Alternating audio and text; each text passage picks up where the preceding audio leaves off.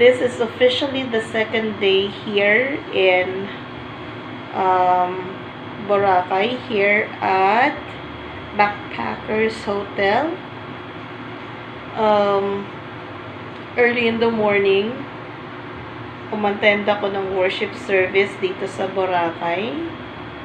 So, sobrang blessed yung pagsamba. Masyado akong grateful. Oops, what was that?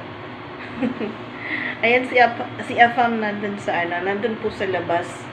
Kaya hindi niyo siya makikita kasi nandun siya sa labas nagtatrabaho. May conference call sila ng kanyang boss. So, as usual, pinaplano pa rin nila yung project nila. Kasi, on my other vlog, diba, na-mention ko na pupunta or pinapapunta si Afam sa France. So, by August yun. Kasi meron silang ginagawang research, judicial research. Huwag niyo na po munang itanong kung ano pong trabaho ni Afam at medyo ayaw niyang maging high profile. Though, he is someone. He is someone talaga. Ayan. So, medyo after kong sumamba kanina, good thing is that walking distance lang from the hotel yung kapilya ng Iglesia ni Cristo. So, nakasamba ko. Si Afam hindi nakasama kasi sobrang pagod niya. Kasi nung the other night at saka kahapon, halos 3 hours lang yung tinulog niya kasi mga 3:30 dumating siya ng Manila from Thailand. Doon siya nakaidlip sa airport. So, ayun, hindi kinaya ng kanyang katawang lupa. Natulog. Ako, sinadya ko talaga na matulog ng maaga para hindi ko ma-miss yung pagsamba. And then, may picture ako. Kanina, nag-take ako ng pictures. Papakita ko yun sa inyo. Ipapost ko din yan dito. Ayan, sobrang init sa labas ngayon, guys. So, mamayang mga 5 o'clock na kami lalabas para mamasyal uli. And this time, hopefully, may pakita ko sa inyo ang ganda ng Boracay para parang nakarating na rin kayo. So, ayun. So, baka hindi rin ako mag-swimming ngayon or hindi rin kami mag-swimming kasi ayun nga, dumating si red flag. Dumating si red flag. So, kakahiya naman kung gagawin kong pula ang dagat. So, ayun. Lalabas kami mamayang hapon para kumain. Hanggang ano na yun, hanggang dinner time na. Hanggang mamayang gabi na. Kasi maganda palang view dito sa Boracay kapag kagabi. Kagabi ko talaga siya na-appreciate kasi from the hotel, nilakad namin, naghanap kami ng mga makakainan ng mga buffet. To our surprise, isang hotel lang palang nag-serve dito or isa lang nag-serve dito ng buffet, which is yung Hotel Henan. So, to be fair, very competitive yung price nila with dun sa price ng Vikings. And ang daming variety. Sobrang nabusog ako kahapon na hindi ko kailangang kumain ang mga mamamantikang pagkain. Diba, pabor sa akin. So, ayun.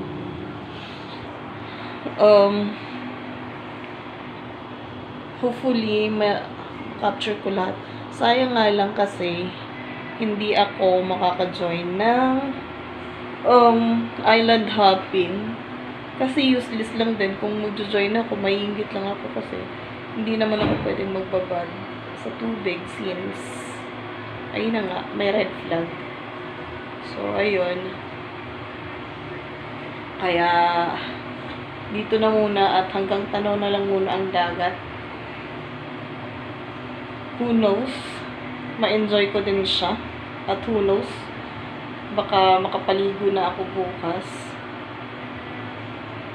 Kasi sayang naman yung mga rash guard na dinala ko. Ay, isang rash guard na pala, tsaka isang bathing suit. Wholesome. Huwag kayo mag-alala. Huwag kayo magre-react. Wholesome ang mga susuot ko, hindi mga revealing. Kasi wala naman akong i-reveal. Kasi nakikita na. Joke. Ayan. So, medyo very, very light lang itong araw na to. Parang wala lang parang walang stress lang kahit na medyo recently may hindi magandang balita sa family at saka sa trabaho. Pero hopefully hindi naman dumating doon sa point na kakailanganin naming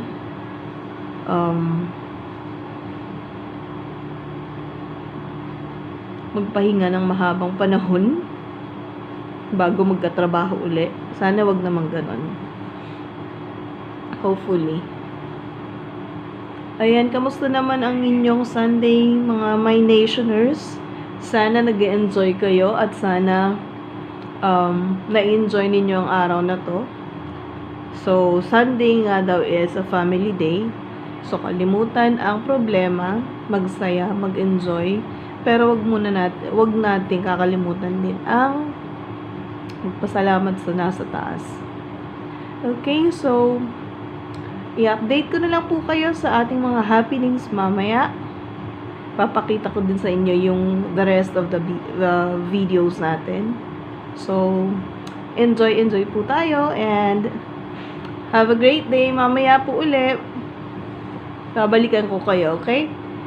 So, again, please subscribe to my channel, My Nation PH. If you like this video, sorry, ayaw talaga ni Afam na yung i-feature ko siya sa vlog ko. Gusto lang daw niya yung mga camera roll, yung tipong mga dadaanan lang ng camera, okay lang sa kanya yun. Para yung tipong siya yung maging main attraction mo. Ayan, pero I hope you enjoy our video, our vlog. Especially yung first time kong makakasakay ng eroplano, diba? Epic na epic yun. Alright, so have a great day, guys.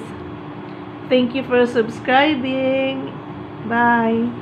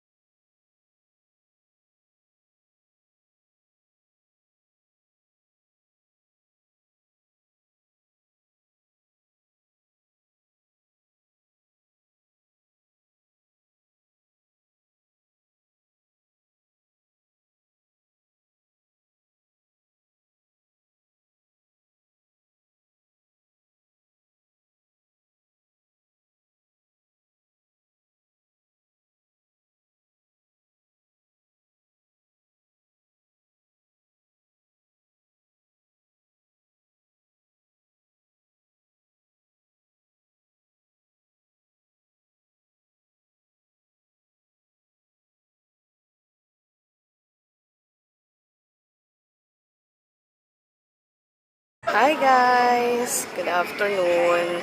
Kamusta na po mga Kamay Nationers? This is Maymay of My Nation PH. Ayan, nag-i-enjoy ng biglaang bakasyon, yung wala sa plano. Sorry po, inaayos ko lang yung view natin. Thank you.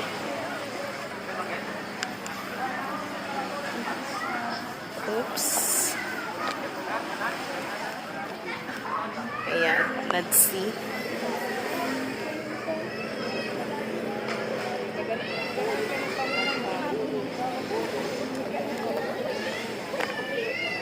Naghihintay na umahon si Afam sa beach.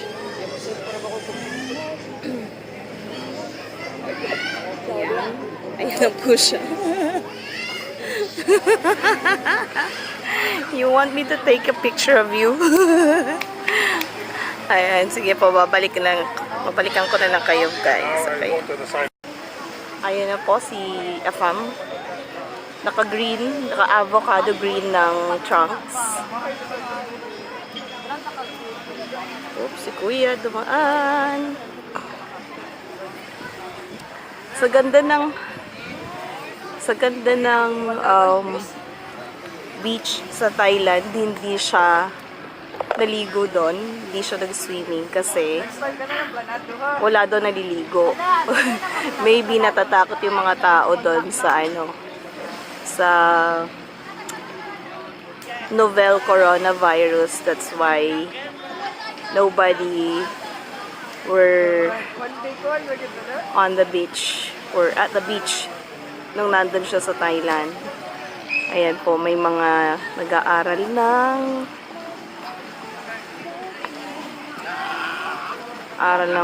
nag-aaral mag-surfing.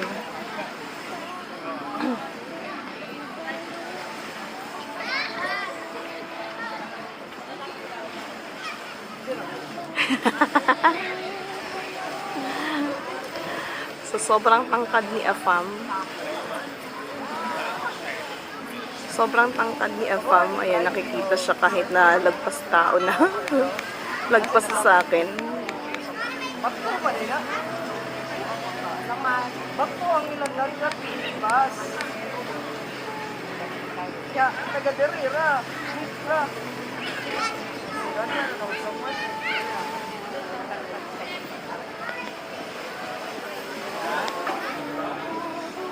Ito sa Pasigulo. May angin ng Pasigulo na bas.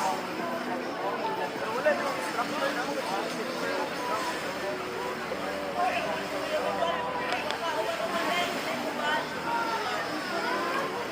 Ganda ng view dito sa Boracay.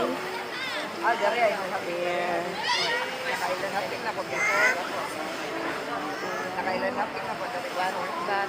Ang cute, nagbe-braiding sila na ko. Lain man ito ba?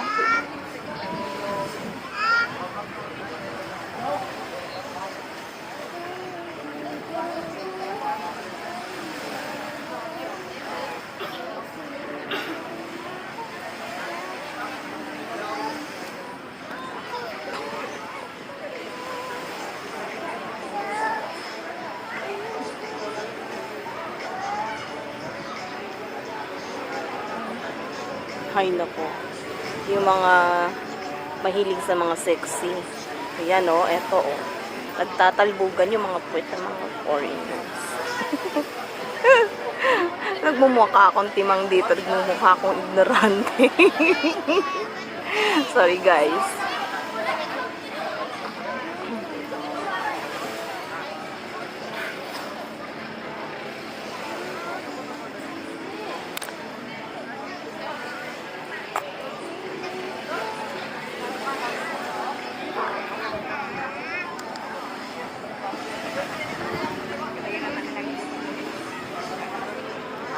Hi guys! Kamusta na mga Kamay Nationer? Ayan, katatapos lang namin maglublob. Siya lumangoy. He did swim. Ako, naglublob lang talaga. Michelle. Understand? Yes. I'm stand on the stand. I just dipped in the water. I did not swim that much. Because I don't know What? You don't know? to swim. You swim like the axe. You know, with the metal on the floor. Too heavy. There.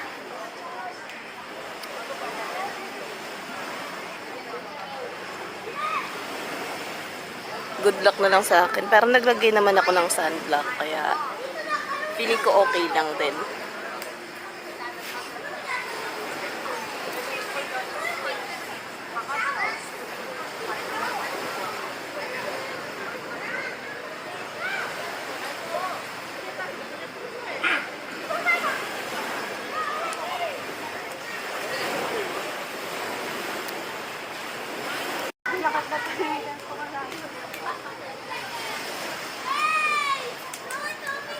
Loy! Maya pa yan, ha?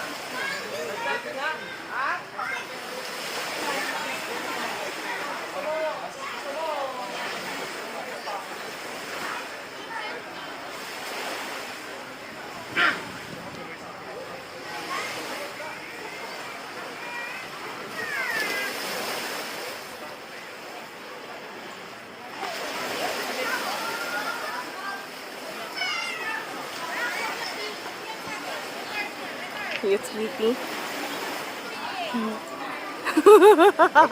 Are you sleepy again? No, I'm protecting my eyes. I don't have glasses, Okay. sunglasses. Yeah, you should have brought sunglasses. I have some, the good one that was good. Hi guys, good afternoon. We're here at Astoria Hotel, de Boracay, and we are going to have our lunch. Lunch ng pagka-merienda. Anyway, sanay naman po mga foreigners yung mga ganun, diba? Yung mga hapon yung lunch break nila. So, ayan. Medyo kakain na kami at madali na po kami nagsuto. Nag-enjoy kasi kami sa lunch. Mga 1 hour din kami doon. See you guys. Yeah. Siya muna yung mauna. And then, ako naman ang susunod.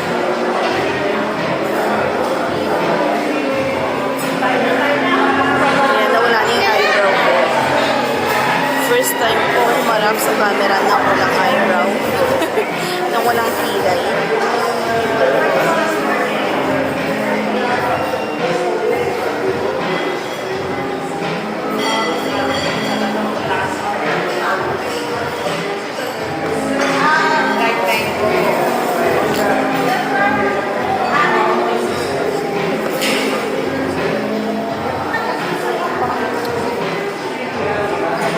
Medyo nabusog kasi kami kanina dun sa sandwich na ginawa namin dun sa kasi pumili kami kagabi na gardenia and then tsaka mga banana. So yun yung kinain namin kaninang breakfast.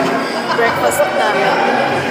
Ako actually breakfast ako lang mga 6:30 na umaga kasi sumamba ako. Pero si Afam tulog pa kaya pag dating ko galing church, ginawan ko lang siya. Hindi ko pa siya ginawa ng sandwich kasi tulog pa siya.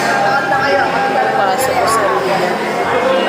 Tulog pa siya. So, ayun, ginawan ko siya ng sandwich. And kaya ngayon pa lang kami kumain kasi nagbabadin kami sa dagat. Mga 1 hour kami doon. So, satisfied na ako doon. Kailang wala akong picture habang niligo sa dagat. Wala akong video. Pero siya akong nakuhaan ko ng video. Ninakawan ko ng video. Which is okay lang naman doon sa kanya kasi malayo. Ayan. And magmukbang tayo ngayon ng mga sandwiches. Kasi merienda itong Na-timing na namin dito sa Astoria. I think dinner hindi sila nag-serve. I just don't know. Kasi last night, sa Henan Hotel kami kumain. Okay guys, balikan ko kayo. Bye! So we're done with our late lunch.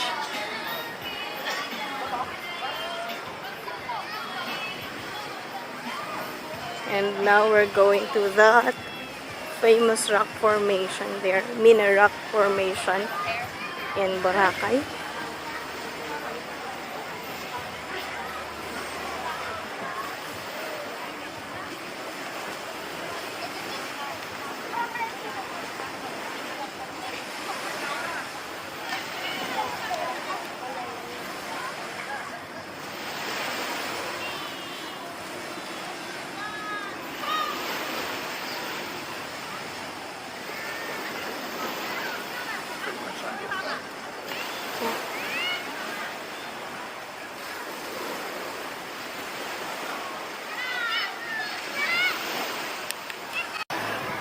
Hi guys! Kamusta na kayo mga Kamay Nationers? This is Mai and you're on my channel, My Nation PH. Okay, katatapos ko lang magtampisaw. Pagtampisaw sa dagat. Si Afam po ay nandun pa, naliligo pa sa dagat. Nandun siya sa may malapit sa tapat ng mansion ni Manny Pacquiao.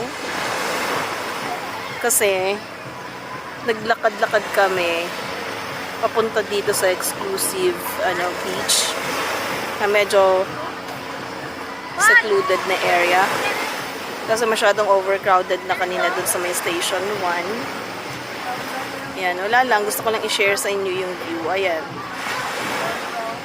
yung view natin.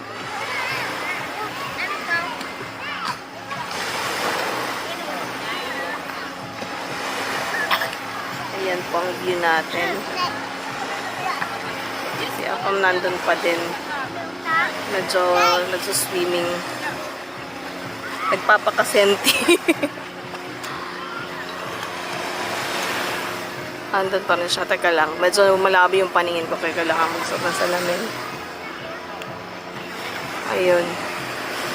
Ayan, clear na. Medyo maginaw ang tubig kaya umahon ako kaagad para kumuha din ng picture. I-share ko to sa inyo guys sa mamaya pag nag-upload ako. I-upload natin to, continuation ng day 2 ng ating Boracay adventure. Hopefully this will be the first adventure and marami pang ibang adventure tayo gagawa. Akala ng isang Afam siya yung kinukuhanan ko ng picture or video. Nakangiti pa siya sa akin. Hindi niya alam sarili ko yung kinukuhanan ko. Ayun, so hanggang ngayon busog na busog pa rin ako. Pasensya na. Kasi kumain kami ng late lunch sa Astoria de Boracay. As usual, buffet. Kung sa mas makakamura at mas maraming pagkain dun kami. Yung mga walang prito-prito, walang mga mantika at mga matutaba, dun kami. So, ayun. Pagkatapos namin dun, kasi ang buffet, sinuserve nila dito ang buffet, mga around 3 to 5 in the afternoon. So, ayun. Kaya, nag-enjoy naman kami dalawa. Si Afam na, sa bagay, no wonder kasi malaki ng tao naman siya. So, mas malaki talaga yung kakainin niya. Diba? Ay. Medyo sobrang napakasaya ko. Parang advance birthday present ko na ba to? Thank you, God. Ayan. Iwan ko muna kayo guys. Babalikan ko kayo kasi I just need to take this picture. Sobrang ganda. Okay? See you mamaya.